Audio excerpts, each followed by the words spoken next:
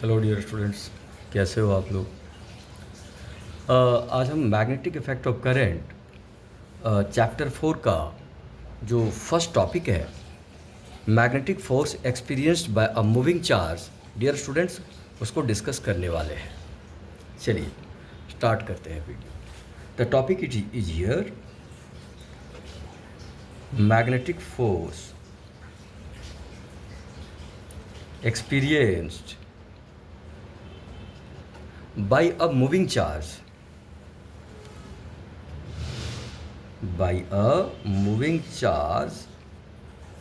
in an external magnetic field। Dear students, electric field क्या होनी चाहिए? External magnetic field. या लॉजिक इज कि जिस तरह से आपने इलेक्ट्रोस्टैटिक्स में पढ़ा था कि किसी चार्ज को जब आप इलेक्ट्रिक फील्ड में रखते हैं तो वो चार्ज क्या होता था? फोर्स एक्सपीरियंस करता था। याद करिए, F=QE। ये इलेक्ट्रोस्टैटिक्स में आपने पढ़ा है कि when you place a charge in external electric field the charge experiences electric force. तो डियर स्टूडेंट, उसी तरह से अगर आप किसी चार्ज को किसी एक्सटर्नल मैग्नेटिक फील्ड में प्रोजेक्ट कर देंगे तो वो moving charge magnetic force experience करता है। ये लॉ ऑफ नेचर है। और उस मैग्नेटिक फोर्स का एक्सप्रेशन वो एक्सपेरिमेंट के बिहाफ पे दिया गया। और वो एक्सप्रेशन क्या है, चलिए इसको समझते हैं। मान लेते हैं इस डायरेक्शन में मैग्नेटिक फील्ड है और ये आपने एक चार्ज ले लिया। चार्ज पॉजिटिव भी हो सकता है और नेगेटिव, और चार्ज पार्टिकल को आपने इस तरह से v वेलोसिटी से प्रोजेक्ट कर दिया मैग्नेटिक फील्ड से कुछ एंगल पे। मान लेते हैं वो एंगल क्या है? थीटा है। तो ये एक्सप्रेशन है F⁻b, मतलब magnetic force is equal to QV cross B। ये मैग्नेटिक फोर्स का एक्सप्रेशन होता है। अब चलिए इस एक्सप्रेशन को थोड़ा सा हम समझने की कोशिश करते हैं, what the expression actually signify. तो पहली बात है कि यहाँ पे Q क्या है? चार्ज है, जिस चार्ज को आपने प्रोजेक्ट किया है। V क्या है? चार्ज की वेलोसिटी है, जिस वेलोसिटी से आपने चार्ज को फील्ड में प्रोजेक्ट किया है। और B क्या है? External magnetic field. External magnetic field मतलब इस मूविंग चार्ज की फील्ड नहीं है, एक्सटर्नली कोई फील्ड आपने अप्लाई किया है, और ये क्या हो गया? Magnetic force. तो ये रिलेशन एक्सपेरिमेंटली बेस्ड रिलेशन है, ये एक फंडामेंटल रिलेशन है। इस रिलेशन को आप थ्योरेटिकली प्रूव नहीं कर सकते।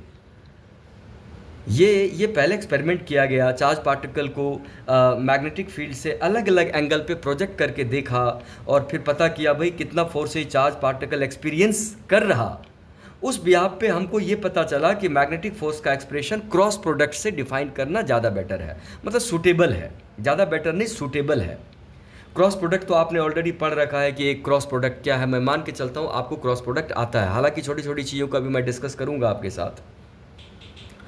तो आपको ये टर्मिनोलॉजी समझ में आया कि कौन सा टर्म क्या सिग्निफाई करता है। डियर स्टूडेंट्स, अगर स्पीड ज़्यादा हो तो मैग्नेटिक फोर्स क्या हो जाता है? जीरो। मतलब स्टेशनरी चार्ज मैग्नेटिक फोर्स बिल्कुल एक्सपीरियंस नहीं करता। ये इक्वेशन साफ साफ कहता है कि अगर ये मूविंग चार्ज को मैग्नेटिक फोर्स एक्सपीरियंस करना है तो चार्ज पार्टिकल को मोशन में रहना ज़रूरी है। साफ साफ देखिए रिलेशन कह रहा, अगर आप स्पीड या वेलोसिटी की वैल्यू यहाँ पे जीरो पुट कर देंगे तो मैग्नेटिक फोर्स जीरो हो जाएगा।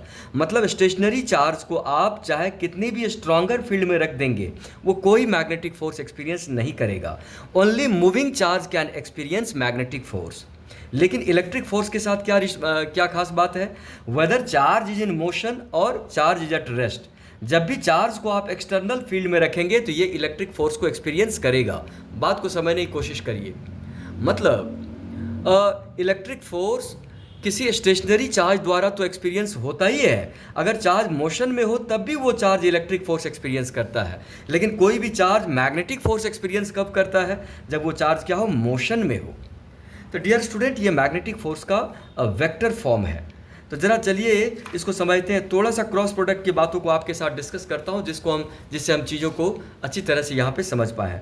डियर स्टूडेंट, याद करिए आपने 11th में पढ़ा था क्रॉस प्रोडक्ट। क्रॉस प्रोडक्ट का दूसरा नाम क्या होता है? Vector product. अच्छे से पता है आपको ये? अगर नहीं पता है, ज़्यादा कॉन्फिडेंस नहीं है इसमें, तो थोड़ा समझ लीजिए आप। देखिए, A cross B, this is called vector A cross B, ये एक वेक्टर के तरह ट्रीट किया जाता है, दिस इज अ वेक्टर, ठीक है। और अगर ए क्रॉस बी वेक्टर है तो इसमें मैग्नीट्यूड भी होगा और इसमें डायरेक्शन भी होगी। तो डियर स्टूडेंट्स, अगर हम ए क्रॉस बी को इस तरह से दिखा दें, ये कह दें ये वेक्टर बी है और ये वेक्टर ए है और दोनों के बीच का एंगल थीटा है, तो ए क्रॉस बी का जो मैग्नीट्यूड है वो मैग्नीट्यूड कितना हो जाता है, ए बी साइन थीटा। और ये b क्रॉस ए के मैग्नीट्यूड के बराबर भी होता है, मतलब a क्रॉस b का मैग्नीट्यूड और b क्रॉस a का मैग्नीट्यूड सेम होता है। और मैग्नीट्यूड कितना होता है, ए बी साइन थीटा, जहाँ a और b क्या है, वेक्टर a और वेक्टर b के मैग्नीट्यूड है, और थीटा क्या है, दोनों वेक्टर के बीच का एंगल है, आप देख पा रहे हैं। अच्छा, मैग्नीट्यूड तो हमको समझ में आया, but what the direction of A cross B. तो dear student, A cross B की डायरेक्शन होती है, ध्यान दीजिएगा, ए क्रॉस बी की जो डायरेक्शन है वो डायरेक्शन कन्वेंशनल है। अभी यहाँ पे this direction is perpendicular to plane formed by vector A and B. Dear student, देखिए वेक्टर ए और वेक्टर बी से क्या बन रहा, एक प्लेन बन रहा, साफ साफ देख रहे नहीं। जब आप दो लाइन कंसिडर करेंगे, मान लीजिए वेक्टर ए है, ये वेक्टर बी है, तो इससे क्या बन रहा, एक प्लेन बन रहा। तो वेक्टर ए क्रॉस बी क्या होता है, पूरे प्लेन पे परपेंडिकुलर होगा। जैसे वेक्टर ए और बी से अगर नोटबुक का प्लेन बन रहा, तो ए क्रॉस बी या तो आउटवर्ड डायरेक्टेड होगा या किधर डायरेक्टेड होगा, इनवर्ड डायरेक्टेड होगा। उसके लिए कौन सा रूल लगाते हैं dear students, right hand thumb rule. क्या कहता है राइट हैंड थंब रूल, आप राइट हैंड के 4 फिंगर्स को वेक्टर ए के तरफ रखिए और बी के तरफ कर्ल करिए। तो ए के तरफ रख दिया और बी के तरफ कर्ल किया, तो डियर स्टूडेंट थंब किधर आ रहा बताइए, ऊपर आ रहा। देखिए यहाँ पे थंब ऊपर की तरफ चला आया, मतलब ए क्रॉस बी किधर डायरेक्टेड है, अपवर्ड डायरेक्टेड है। लेकिन डियर स्टूडेंट, जब बी क्रॉस ए निकालेंगे तो बी को ए के तरफ कर्ल करेंगे, थंब किधर चला जाएगा, देखिए थंब नीचे की तरफ चला जाएगा। तो ए क्रॉस बी किधर हो गया, अपवर्ड हो गया, और बी क्रॉस ए किधर हो गया, इनवर्ड हो गया। तो कहने का मतलब ए क्रॉस बी हमेशा प्लेन पे परपेंडिकुलर होता है, और इससे ये हम कंक्लूड करते हैं कि ए क्रॉस बी वेक्टर ए पे भी परपेंडिकुलर होगा और वेक्टर बी पे भी परपेंडिकुलर होगा। ये काफ़ी इंपॉर्टेंट बातें हैं, इसको आप ध्यान से समझिएगा ये, ठीक है। तो इतनी बातें अगर आप समझ पा रहे हैं तो चलिए इसको यहाँ पे हम समझने की कोशिश करें। तो डियर स्टूडेंट, मैग्नेटिक फोर्स का अगर आप मैग्नीट्यूड निकालेंगे तो क्या होगा, मैग्नेटिक फोर्स का मैग्नीट्यूड बताइए। चार्ज का मैग्नीट्यूड भी लेना पड़ेगा, बिकॉज चार्ज पॉजिटिव भी हो सकता है और नेगेटिव भी हो सकता है। और v क्रॉस b का मैग्नीट्यूड क्या होगा बताइए, वी बी साइन थीटा होता है, जहाँ पे थीटा क्या है, v और b के बीच का एंगल। इधर तो मैग्नेटिक फील्ड है और इधर वेलोसिटी है, और दोनों के बीच का एंगल ही यहाँ पे थीटा है। तो डियर स्टूडेंट, अब आप याद कर लीजिए मैग्नेटिक फोर्स का मैग्नीट्यूड क्या हो गया, Q V B sine theta. अच्छा, अगर यहाँ पे आप थीटा के जगह 0 डिग्री पुट करेंगे, 0 डिग्री का क्या मतलब हुआ कि जिस डायरेक्शन में मैग्नेटिक फील्ड है आपने चार्ज पार्टिकल को उसी डायरेक्शन में प्रोजेक्ट कर दिया। तो इससे मैग्नेटिक फोर्स की वैल्यू डियर स्टूडेंट्स क्या हो जाएगा, 0, क्योंकि हमको पता है साइन 0 की वैल्यू क्या होता है, 0। अगर मैग्नेटिक फोर्स 0 है तो इससे कंक्लूड करेंगे एक्सेलरेशन क्या होगा, 0। और अगर एक्सेलरेशन 0 है तो वेलोसिटी की वैल्यू क्या हो जाएगी, कांस्टेंट। क्या मतलब हुआ कि अगर आप चार्ज पार्टिकल को फील्ड के डायरेक्शन में प्रोजेक्ट कर देंगे तो चार्ज पार्टिकल कांस्टेंट वेलोसिटी से उसी डायरेक्शन में मूव करता रहेगा, मतलब चार्ज पार्टिकल में कोई डिविएशन या कोई डिफ्लेक्शन नहीं होगा। अच्छा, अगर आप थीटा के जगह डियर स्टूडेंट्स क्या पुट करते हैं, 90 डिग्री। 90 डिग्री का क्या मतलब हुआ, भाई मैग्नेटिक फील्ड तो इधर है लेकिन आपने चार्ज पार्टिकल को परपेंडिकुलरली प्रोजेक्ट कर दिया, तो अब मैग्नेटिक फोर्स कितना एक्सपीरियंस करेगा चार्ज पार्टिकल बताइए, Q V B sine 90 degree. और ये क्या हो जाएगा डियर स्टूडेंट, मैक्स हो जाएगा, क्योंकि आपको पता है साइन 90 डिग्री मैक्स होता है 1, साइन 90 डिग्री 1 होता है जो साइन थीटा का मैक्सिमम वैल्यू है। तो आप कह सकते हैं कि जब चार्ज पार्टिकल को मैग्नेटिक फील्ड से परपेंडिकुलरली प्रोजेक्ट कर देंगे तो मैग्नेटिक फोर्स जो चार्ज पार्टिकल एक्सपीरियंस करेगा वो सबसे ज़्यादा होगा, हाईएस्ट होगा। और अगर आप थीटा की जगह कितना पुट कर दें, 180 डिग्रीज। डियर स्टूडेंट, 180 का क्या मतलब हुआ कि जिस डायरेक्शन में मैग्नेटिक फील्ड है आपने चार्ज को अपोजिटली प्रोजेक्ट कर दिया, तो आपको पता है साइन 180 भी 0 है, तो मैग्नेटिक फोर्स की वैल्यू क्या हो जाएगा, Q V B sine 180 degrees. और डियर स्टूडेंट्स, यहाँ पे भी मैग्नेटिक फोर्स क्या होगा, 0। इस केस में भी एक्सेलरेशन क्या होगा, 0। इस केस में भी वेलोसिटी क्या हो जाएगी, कांस्टेंट। तो क्या ये समझ पा रहे हैं आप मैग्नीट्यूड के बारे में। तो ये चार्ज पार्टिकल पे मैग्नेटिक फोर्स का मैग्नीट्यूड के अलग अलग केसेज थे। आपको जो भी थीटा दिया रहेगा वो थीटा क्या करेंगे आप पुट करेंगे, इससे मैग्नेटिक फोर्स का मैग्नीट्यूड आ जाएगा। चलिए मैग्नेटिक फोर्स के डायरेक्शन की बात करते हैं। Dear students, let's try to understand direction of magnetic force. Direction of magnetic force. चलिए, तो मैग्नेटिक फोर्स का एक्सप्रेशन क्या होता है, क्या पढ़ा अभी आपने, F is equal to Q V cross B. तो मैग्नेटिक फोर्स किधर होगा, V क्रॉस B के अलोंग होगा। Dear students, magnetic force is along V cross B, क्योंकि चार्ज तो स्केलर क्वांटिटी है। Magnetic force V cross B के अलोंग कब होगा, अगर ये चार्ज क्या होगा, पॉजिटिव होगा। समझ रहे आप। और मैग्नेटिक फोर्स किधर होगा, is opposite to V cross B, is opposite to V cross B। कब, अगर ये चार्ज क्या हो जाएगा, नेगेटिव हो जाएगा। क्योंकि अगर चार्ज नेगेटिव हो गया तो V क्रॉस B से पहले कौन सा साइन आ जाएगा, माइनस साइन आ जाएगा। माइनस का मतलब जस्ट अपोजिट। और इसके लिए कौन सा रूल अप्लाई करेंगे dear students, right hand thumb rule. चलिए जरा इसको समझते हैं कैसे इसको अप्लाई करते हैं। मान लीजिए आपने पॉजिटिव चार्ज ही ले लिया और आपने चार्ज पार्टिकल को इधर प्रोजेक्ट कर दिया v वेलोसिटी से, और मान लीजिए इधर मैग्नेटिक फील्ड है। ध्यान समझिएगा, मैग्नेटिक फील्ड है left to right, horizontal magnetic field है, और चार्ज पार्टिकल को आपने फील्ड से थीटा एंगल पे प्रोजेक्ट कर दिया। तो अभी आपने पढ़ा है, क्या पढ़ा कि A क्रॉस B की डायरेक्शन किधर होती है, A और B से जो प्लेन बनता है पूरे प्लेन पे परपेंडिकुलर होता है। तो V क्रॉस B की डायरेक्शन क्या होगी, V और B से जो प्लेन बनेगा उस पूरे प्लेन पे क्या, परपेंडिकुलर। डियर स्टूडेंट, परपेंडिकुलर का मतलब या तो यहाँ पे आउटवर्ड होगा या किधर होगा, इनवर्ड होगा, क्योंकि V और B से नोटबुक का प्लेन बन पा रहा।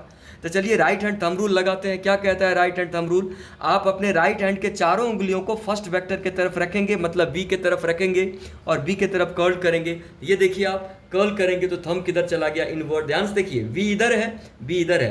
तो डियर स्टूडेंट, V को B के तरफ मोड़ेंगे तो थंब किधर चला गया, प्लेन के नीचे, पेज के नीचे चला गया। तो V क्रॉस B हो गया इनवर्ड। इनवर्ड को आप ऐसे दिखा सकते हैं, dear student this is the V cross B। और अगर चार्ज पॉजिटिव हो तो मैग्नेटिक फोर्स भी किधर हो जाएगा, V क्रॉस B के अलोंग ही हो जाएगा। तो कहने का मतलब हुआ कि मैग्नेटिक फोर्स की डायरेक्शन क्या होगी, V क्रॉस B के अलोंग, मतलब मैग्नेटिक फोर्स क्या होगा, प्लेन पे परपेंडिकुलर होगा। कौन सा plane, plane formed by V and B, plane formed by vector B and vector B। ध्यान समझिएगा, इसका यह मतलब होता है कि मैग्नेटिक फोर्स हमेशा वेलोसिटी वेक्टर पे क्या होगा, परपेंडिकुलर होगा, क्योंकि जब पूरे प्लेन पे ही परपेंडिकुलर है तो इंडिविजुअल वेक्टर पे परपेंडिकुलर होगा। फिर से समझिए, magnetic force V cross B के अलोंग है, और V क्रॉस B किधर है, V और B से जो प्लेन बन रहा उस पूरे प्लेन पे परपेंडिकुलर। अभी राइट हैंड थंब रूल के according V cross B inward जा रहा, और अगर चार्ज पॉजिटिव होगा तो मैग्नेटिक फोर्स भी इनवर्ड हो जाएगा, जो कि पूरे प्लेन पे परपेंडिकुलर है, इस पूरे प्लेन पे परपेंडिकुलर है। तो dear student, what the angle between magnetic force and velocity, 90 degree. What the angle between magnetic force and field vector, 90 degree, क्योंकि पूरे प्लेन पे परपेंडिकुलर है। तो ध्यान रखिएगा, ये बहुत ज़्यादा इंपॉर्टेंट है। मतलब ये थीटा कुछ भी क्यों ना हो, ये वेक्टर मैग्नेटिक फोर्स हमेशा V पे परपेंडिकुलर होगा, मैग्नेटिक फोर्स फील्ड पे परपेंडिकुलर होगा। लेकिन डियर स्टूडेंट्स, अगर थीटा 90 डिग्री हो जाए, ये क्वेश्चन बार बार एग्जाम में आया है, अगर थीटा 90 डिग्री हो जाए, थीटा 90 का क्या मतलब होता है कि अगर आपने चार्ज पार्टिकल के वेलोसिटी को मान लिया किधर, एक्स एक्सिस के तरफ, मैग्नेटिक फील्ड को किधर मान लिया आपने, वाई एक्सिस के तरफ।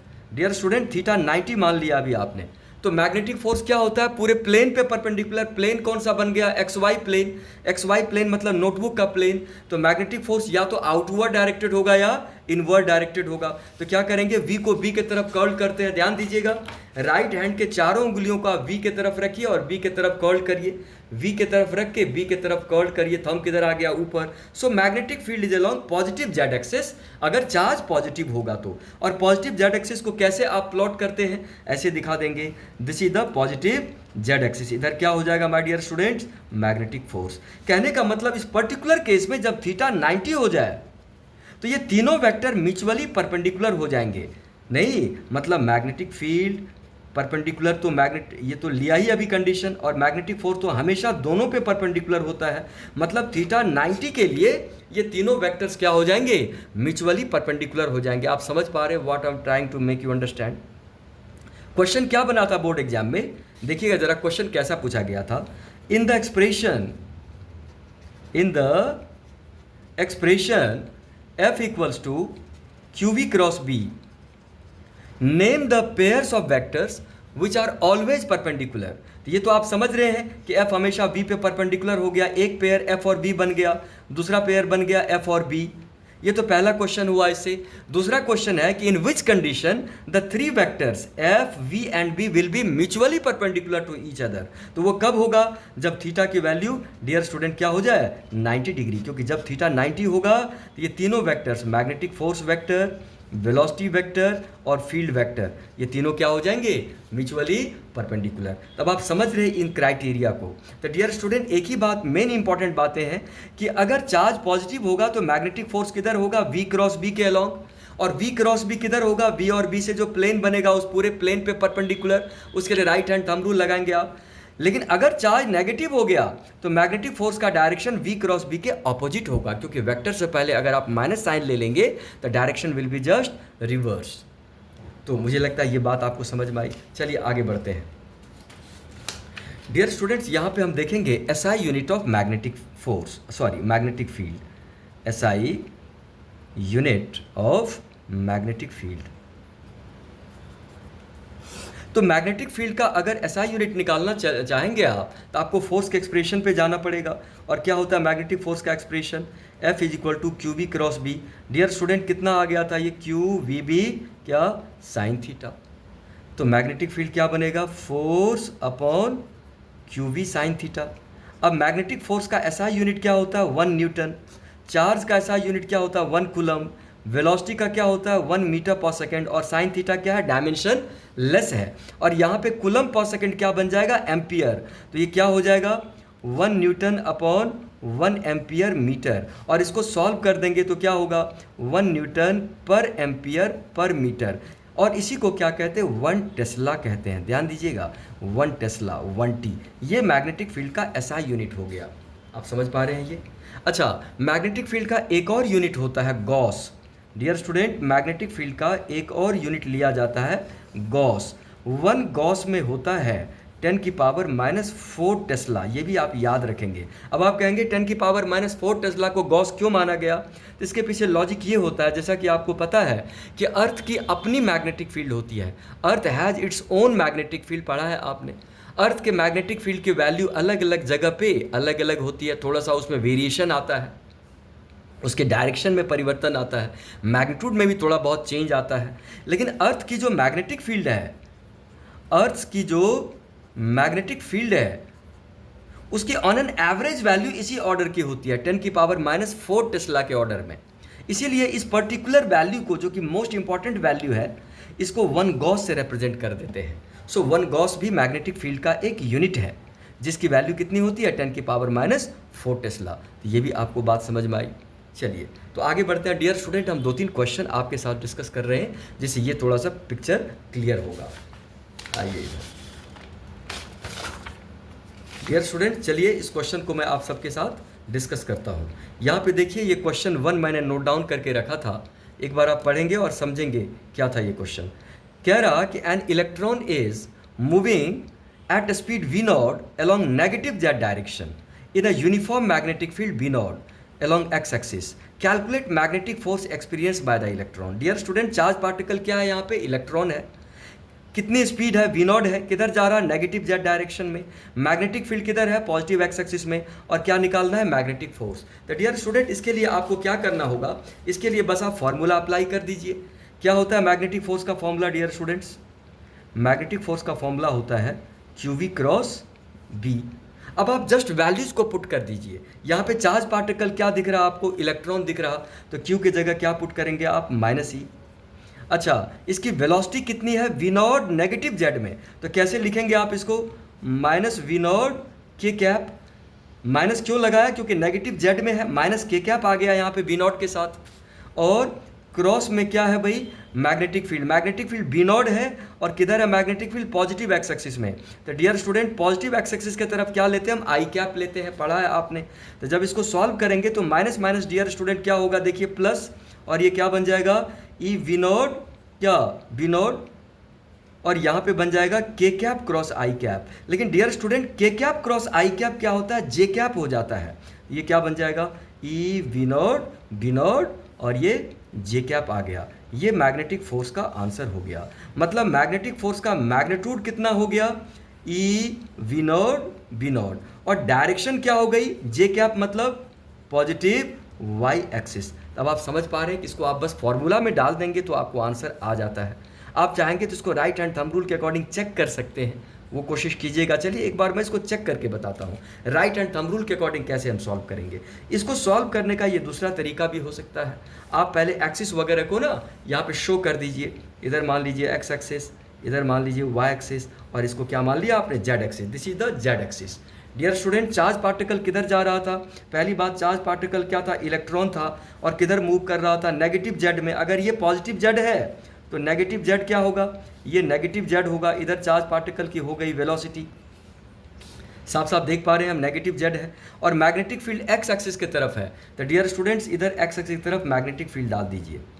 अब आप देख पा रहे हैं कि भाई वेलोसिटी और मैग्नेटिक फील्ड के बीच का एंगल कितना बन रहा है, 90 डिग्री, क्योंकि नेगेटिव जेड और एक्स के बीच में 90 डिग्री बनेगा एंगल। तो आप मैग्नेटिक फोर्स का मैग्नीट्यूड फटाक से निकाल लीजिए, क्या होगा, चार्ज का magnitude into V B sine theta. तो क्या होगा बताइए, ई वी के जगह वी नॉट, बी के जगह वी नॉट, और साइन 90 डियर स्टूडेंट क्या हो जाता है 1, और मैग्नेटिक फोर्स का मैग्नीट्यूड क्या होगा, E V not be not. क्या ये समझ पा रहे हैं आप, ये मैग्नेटिक फोर्स का मैग्नीट्यूड आ गया, मैग्नीट्यूड हो गया। अब हम बात करेंगे डायरेक्शन। तो डायरेक्शन के लिए कौन सा रूल अप्लाई करते हैं, right hand thumb rule. Right hand thumb rule क्या कहता है कि अगर आप v क्रॉस b का डायरेक्शन निकालना चाहते हैं तो पहली बात है कि v क्रॉस b की डायरेक्शन किधर होगी, v और b से जो प्लेन बनेगा उस पर परपेंडिकुलर। तो देखिए यहाँ पे v किधर है, नीचे की तरफ। v किधर है, चार्ज पार्टिकल नेगेटिव जेड में जा रहा, देखिए इधर नेगेटिव जेड में जा रहा, और मैग्नेटिक फील्ड किधर है, पॉजिटिव एक्स में है। तो v को b की तरफ कॉल करेंगे। प्लेन कौन सा बन गया डियर स्टूडेंट, प्लेन ये वाला बन गया, ये वाला प्लेन जो नीचे की तरफ जा रहा। तो इस पे परपेंडिकुलर क्या होगा, या तो पॉजिटिव वाई होगा या नेगेटिव वाई हो जाएगा। तो v को b की तरफ कॉल करेंगे तो आप चेक कर सकते हैं कैसे, v को b की तरफ कॉल करेंगे डियर स्टूडेंट, v किधर है, v है नीचे की तरफ, और मैग्नेटिक फील्ड किधर है, x की तरफ। तो v को b की तरफ कॉल करेंगे तो थंब किधर आ गया, थंब नेगेटिव वाई में आ गया। Dear students v cross b किधर आ गया, v क्रॉस b आ गया नेगेटिव y की तरफ। लेकिन अब आप देख रहे हैं कि यहाँ पे माइनस साइन भी लगा है, v क्रॉस b तो नेगेटिव y में आ गया, लेकिन चार्ज भी तो नेगेटिव है। तो कहने का मतलब मैग्नेटिक फोर्स किधर हो गया, पॉजिटिव y में। तो इस तरह से भी सॉल्व कर सकते हैं, लेकिन फॉर्मूला में पुट करने से ये फटाक से सॉल्व हो जाता है। तो मुझे लगता है ये क्वेश्चन भी आपको समझ में आया, आपको एग्जाम में आता रहता है, आराम से आप सॉल्व कर सकते हैं। यहाँ पे क्रॉस प्रोडक्ट के बारे में थोड़ी सी बातें आपको बिल्कुल अच्छे से याद होनी चाहिए।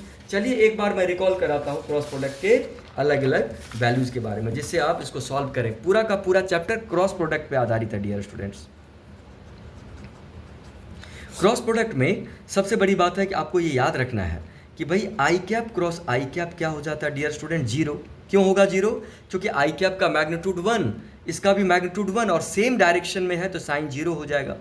क्रॉस जे कैप ये भी जीरो हो जाता है, के कैप क्रॉस के कैप भी क्या होता है, जीरो हो जाता है। ये तो याद रखेंगे आप।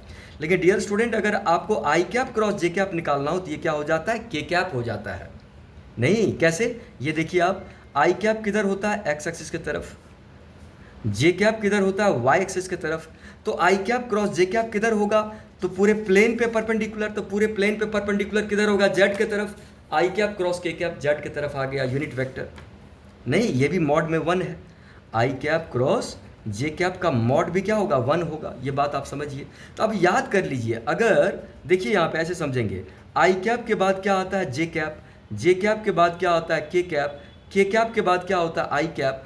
नहीं तो अगर ऑर्डर में रखेंगे तो प्लस होगा, मतलब अगर आप आई कैप क्रॉस जे कैप लेंगे ये क्या होगा, के कैप हो जाएगा। फिर से देखिए, आई कैप क्रॉस जे कैप क्या होगा, प्लस के कैप होगा। लेकिन अगर आप जे कैप क्रॉस आई कैप लेंगे ये क्या होगा, माइनस के कैप होगा, क्योंकि आई के बाद जे तो आता है लेकिन जे के बाद आई नहीं आता, इसीलिए जे कैप क्रॉस आई कैप माइनस के कैप होगा। लेकिन आई कैप क्रॉस जे कैप क्या होगा, के कैप। उसी तरह से ध्यान दीजिए, अगर आपसे मैं पूछूं के कैप क्रॉस आई कैप क्या होगा, तो के बाद आई आता है, तो आराम से जे लिख देंगे आप। लेकिन अगर आपसे पूछा जाता आई कैप क्रॉस के कैप क्या होता, तो आई के बाद के तो आता नहीं, जे आता है, इसलिए माइनस जे कैप हो जाएगा। तो इस तरह से आप सारे वैल्यूज को लिख पाएंगे, क्योंकि इसकी आवश्यकता होती है, पूरे चैप्टर में क्रॉस प्रोडक्ट का एप्लीकेशन है, तो आपको ये सब आना चाहिए। अगर आप इस तरह से सर्कल वाला टेक्निक भी याद रख सकते हैं। मान लीजिए सर्कल बना दिया आपने, यहाँ पे क्या मेंशन कर दिया, आई कैप, इधर क्या ले लिया, जे कैप, इधर क्या, के कैप। ध्यान दीजिएगा, अगर आप एरो के डायरेक्शन में जाएंगे तो आपको प्लस मिलेगा। देखिए, आई कैप क्रॉस जे कैप, के कैप क्रॉस आई कैप, जे कैप क्रॉस के कैप, आई कैप। लेकिन एरो के अपोजिट जाएंगे आप तो माइनस आपको लेना पड़ेगा, इधर तो प्लस इधर माइनस। कैसे, के कैप क्रॉस जे कैप माइनस आई कैप क्रॉस के कैप माइनस जे कैप। इस तरह से आप ये याद रख सकते हैं, काफ़ी इंपॉर्टेंट है, इसको याद रखना। चलिए डियर स्टूडेंट, एक दूसरा क्वेश्चन आपके साथ मैं डिस्कस करता हूँ। ये क्वेश्चन है दूसरा, चलिए इसको देखें, इससे थोड़ा सा कॉन्सेप्ट आपका क्लियर हो सके। डियर स्टूडेंट, सेकंड क्वेश्चन है, कह रहा कि if the magnetic field is parallel to positive Y axis, which way an electron and proton moving along positive x axis will experience magnetic force। ध्यान दीजिएगा, जैसे यहाँ पे इसको हम बना देते हैं, इधर मान लेते हैं x एक्सिस, इधर y एक्सिस, इधर क्या मान लेते हैं, z एक्सिस। तो अभी देखिए साफ साफ कह रहा कि भाई इलेक्ट्रॉन और प्रोटॉन ये दोनों किधर मूव कर, सॉरी मैग्नेटिक फील्ड किधर दिया है, पॉजिटिव वाई में दिया है। तो डियर स्टूडेंट, इस तरह से हम मैग्नेटिक फील्ड को पॉजिटिव वाई में बना देते हैं। This is the magnetic field along positive Y. साफ साफ देख पा रहे हैं आप। और इसमें दो चार्ज पार्टिकल लिया गया है। कौन सा पार्टिकल लिया गया, इलेक्ट्रॉन और प्रोटॉन। और ये दोनों किधर मूव कर रहे हैं, पॉजिटिव एक्स एक्सिस में। डियर स्टूडेंट, इलेक्ट्रॉन भी किधर मूव कर रहा, पॉजिटिव एक्स एक्सिस में, और प्रोटॉन भी किधर मूव कर रहा, पॉजिटिव एक्स एक्सिस में। तो आपसे पूछा गया है कि दोनों मैग्नेटिक फोर्स किधर एक्सपीरियंस करेंगे, है ना, ये विल एक्सपीरियंस मैग्नेटिक फोर्स। तो चलिए यहाँ पे लगाते हैं, क्या फॉर्मूला लगाएंगे आप मैग्नेटिक फोर्स के लिए dear student, F is equal to Q V cross B लगा देंगे आप यहाँ पे फॉर्मूला। तो चलिए, अगर हम लगाते हैं इलेक्ट्रॉन के लिए, इलेक्ट्रॉन की बात करते हैं, तो V क्रॉस बी पहले निकालिए आप। V क्रॉस बी किधर है डियर स्टूडेंट, V किधर है, यहाँ पे देखिए, V है एक्स एक्सिस की तरफ, V है एक्स एक्सिस की तरफ, और मैग्नेटिक फील्ड किधर है, y एक्सिस की तरफ। तो V क्रॉस बी क्या होगा, z एक्सिस की तरफ होगा, क्योंकि प्लेन बन गया एक्स वाई प्लेन। और V क्रॉस बी क्या होता है, पूरे प्लेन पे परपेंडिकुलर, इधर होगा या इधर होगा, तो V क्रॉस बी से ऊपर आ गया। तो डियर स्टूडेंट, यहाँ पे V क्रॉस बी किधर है, is along z axis, along positive z axis. बात को समझिए। तो बताइए, अगर पॉजिटिव जेड एक्सिस में V क्रॉस बी है, तो इलेक्ट्रॉन किधर फोर्स एक्सपीरियंस करेगा, नेगेटिव जेड एक्सिस की तरफ। समझ पा रहे हैं आप ये डियर स्टूडेंट्स, इलेक्ट्रॉन फोर्स किधर एक्सपीरियंस करेगा, electron will experience magnetic force किधर, अलोंग, क्योंकि V क्रॉस भी प्लस जेड में है, और यहाँ माइनस साइन लग जाएगा इलेक्ट्रॉन के लिए। नहीं, इलेक्ट्रॉन के लिए आप फोर्स लिखते तो क्या होता, माइनस ई V क्रॉस बी। तो किधर हो जाएगा, negative Z axis, negative Z axis. और प्रोटॉन किधर फोर्स एक्सपीरियंस करेगा डियर स्टूडेंट, प्रोटॉन तो पॉजिटिवली चार्ज ही है, जिधर V क्रॉस बी होगा उधर ही, दैट इज किधर होगा प्रोटॉन पे magnetic force, along positive Z axis. आप बातों को समझ पा रहे हैं, कोई डाउट है तो मुझे बताइए।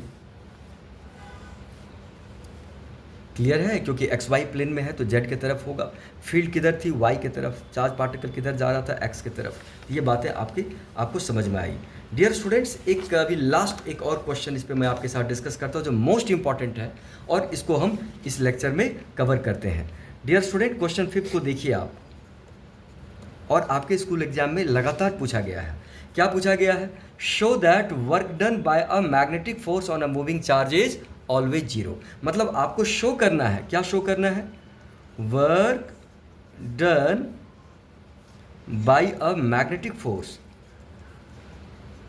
On a moving charge is always zero, हमेशा जीरो होगा। मतलब मैग्नेटिक फोर्स किसी मूविंग चार्ज पे वर्क कर ही नहीं सकता, है कि नहीं? वर्क कब होता है? जब आप बॉडी पे फोर्स एग्जर्ट करते हैं, बॉडी में डिस्प्लेसमेंट होती है, तो हम कहते हैं वर्क होता है। लेकिन मैग्नेटिक फोर्स का वर्क डन डियर स्टूडेंट हमेशा क्या होता है? जीरो होता है। चलिए इसको समझते हैं, ये बहुत इंपॉर्टेंट है, इसको डिस्कस करते हैं। तो चलिए देखें ज़रा, वर्क का क्या फॉर्मूला पढ़ा था डियर स्टूडेंट्स? वर्क का फॉर्मूला पढ़ा था force dot displacement. D R क्या है? वेरी स्मॉल डिस्प्लेसमेंट है, और कहाँ से कहाँ तक? इनिशियल से फाइनल पॉइंट तक। और मैग्नेटिक फोर्स का वर्क डन निकालना, तो सो सब्सक्रिप्ट यहाँ पे बी लगा दिया हूँ। नहीं, अब ज़रा गौर करिए आप, अभी आपने पढ़ा था और 11th में पढ़ा है आपने, v इज इक्वल टू क्या होता है? D R by D T. अच्छे से पता है आपको डी आर क्या है? वेरी स्मॉल डिस्प्लेसमेंट है during time interval D T. तो डी आर को क्या लिख देंगे आप? v डी टी लिख देंगे आप। तो यहाँ पे डाल दीजिए, मैग्नेटिक फोर्स को तो लिख ही दीजिए, और यहाँ पे डी आर की जगह क्या डाल दीजिए? v D T. ध्यान दीजिएगा, इनिशियल पॉइंट से फाइनल पॉइंट तक। अब आप देखिए v और b का कौन सा प्रोडक्ट आ गया? यहाँ पे डॉट प्रोडक्ट आ गया। 11th में पढ़ा है आपने, डॉट प्रोडक्ट क्या होता है? ए बी कॉस थीटा हो जाता है। और डियर स्टूडेंट, यहाँ पे हमारा कॉन्सेप्ट बिल्कुल क्लियर है अब, कि मैग्नेटिक फोर्स हमेशा वेलोसिटी पे क्या होता है? परपेंडिकुलर होता है। अभी पढ़ा है आपने, हमेशा what ever be the angle between v and b। तो क्या होगा वर्क डन डियर स्टूडेंट्स? बताइए क्या होगा? F B V cos 90 degree D T, और इनिशियल पॉइंट से फाइनल पॉइंट तक, और कॉस 90 क्या होता है? जीरो। तो मैग्नेटिक फोर्स का वर्क डन हमेशा जीरो होता है। तो ये बात आपको पूरी तरह से समझ में आ रही है कि मैग्नेटिक फोर्स कभी भी चार्ज पार्टिकल पे वर्क नहीं कर सकता। लेकिन डियर स्टूडेंट्स, वर्क डन का फॉर्मूला क्या होता है? Change in kinetic energy. ये पढ़ा था 11th में, वर्क एनर्जी थ्योरम। तो अगर यहाँ पे वर्क डन जीरो है, तो ये कंक्लूड करेंगे काइनेटिक एनर्जी का चेंज भी क्या होगा? जीरो होगा। मतलब मैग्नेटिक फोर्स काइनेटिक एनर्जी को भी चेंज नहीं कर सकता। सो मैग्नेटिक फोर्स की वजह से अगर पार्टिकल मूव भी कर रहा, तो काइनेटिक एनर्जी क्या होगी डियर स्टूडेंट्स? कांस्टेंट होगी। क्या होगी? कांस्टेंट होगी। और काइनेटिक एनर्जी का फॉर्मूला क्या होता है? Half M V square. ये क्या होगा? कांस्टेंट। और काइनेटिक एनर्जी किस पर डिपेंडेंट है डियर स्टूडेंट? स्पीड पे डिपेंडेंट है। तो काइनेटिक एनर्जी कांस्टेंट का मतलब क्या हो गया? स्पीड को भी क्या होना पड़ेगा? कांस्टेंट। मतलब मैग्नेटिक फोर्स कभी भी स्पीड को चेंज नहीं कर सकता। किसको चेंज कर सकता है? वेलोसिटी के डायरेक्शन को चेंज कर पाता है, स्पीड को कभी चेंज नहीं कर पाएगा। इसीलिए काइनेटिक एनर्जी क्या होती है? कांस्टेंट होती है। वर्क डन क्या होता है? जीरो होता है। तो ये आपके एग्जाम में 3 मार्कर क्वेश्चन बराबर पूछा गया है। तो चलिए, ये बात आपको बहुत अच्छे से समझ में आ गई। तो डियर स्टूडेंट, यहीं तक रखते हैं आज का लेक्चर। अगले लेक्चर में हम कल ही मैं ये वीडियो बना रहा हूँ, आगे हम चीज़ों को कंसिडर करेंगे। Thanks a lot.